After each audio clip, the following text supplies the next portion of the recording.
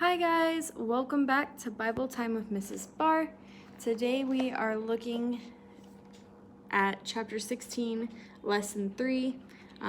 The title for this chapter this week is Samuel Listens to God, and today we're talking about Israel does not listen.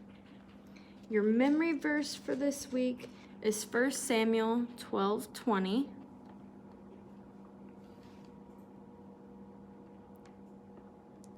First Samuel chapter 12, verse 20, and it says, "Do not be afraid," Samuel replied. "You have done all this evil, yet do not turn away from the Lord, but serve the Lord with all your heart." 1 Samuel 12:20. And like I said, today we're talking about Israel does not listen. We're going to read 1 Samuel chapter 8, verses 1 through 22.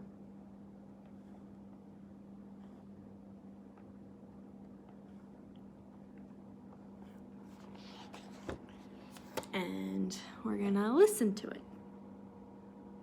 1 Samuel 8. When Samuel grew old, he appointed his sons as Israel's leaders. The name of his firstborn was Joel, and the name of his second was Abijah, and they served at Beersheba.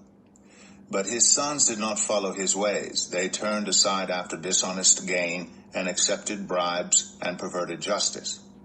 So all the elders of Israel gathered together and came to Samuel at Ramah. They said to him, "You are old, and your sons do not follow your ways.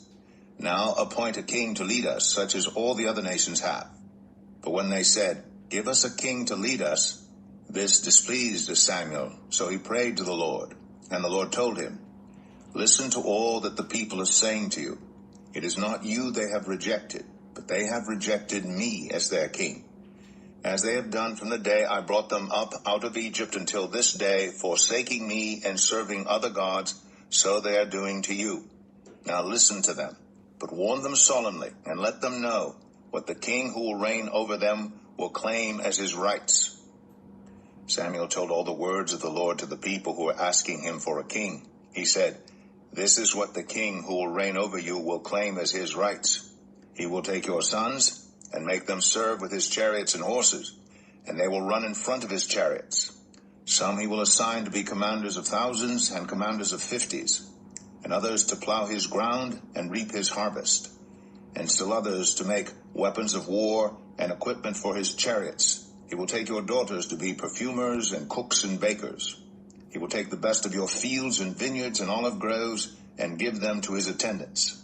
He will take a tenth of your grain and of your vintage and give it to his officials and attendants, your male and female servants, and the best of your cattle and donkeys he will take for his own use. He will take a tenth of your flocks, and you yourselves will become his slaves.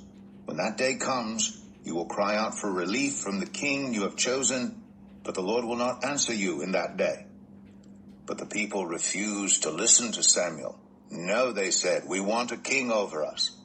Then we will be like all the other nations, with a king to lead us and to go out before us and fight our battles." When Samuel heard all that the people said, he repeated it before the Lord. The Lord answered, "Listen to them and give them a king." Then Samuel said to the Israelites, "Everyone go back to your own town." 1 Samuel. Okay. Just like the sons of Eli, Samuel's sons were also disobedient. While Samuel listened to the Lord and led Israel, his sons chose not to listen or obey God. They did what they wanted to do. The Israelites recognized this about Samuel's sons, and they rejected them as judges. The Israelites had their own ideas of what they wanted. Instead of listening to and doing things God's way, their desire for a king took over and blocked out God's voice. What example from the passage we just read shows that this is true?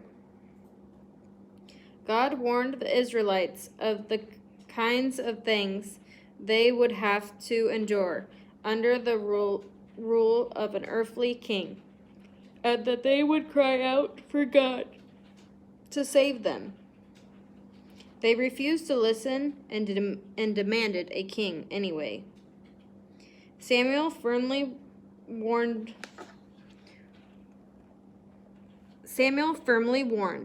rebellious Israel that God would be silent and their future remorse. Their desire for a king was so strong that they did not take into account God's warning. As a result, God gave them what they wanted. Samuel listened to God and obeyed his directions, but the Israelites ignored both God and Samuel. Samuel was frustrated, but God explained that the Israelites were actually rejecting him as their king, not Samuel. Proverbs 1, verse 20 through 32 delineates God's reaction to those who reject him. Self-deception and mockery spring from hardened hearts. People truly reap what they sow, often in unexpectedly tragic amounts, with consequences that follow them for years, producing such regret. In contrast, are wisdom's blessings in Proverbs 1:33. Safety, security, no fear.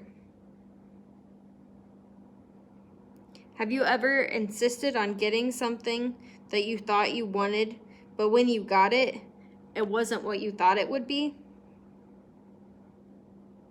I think we all have.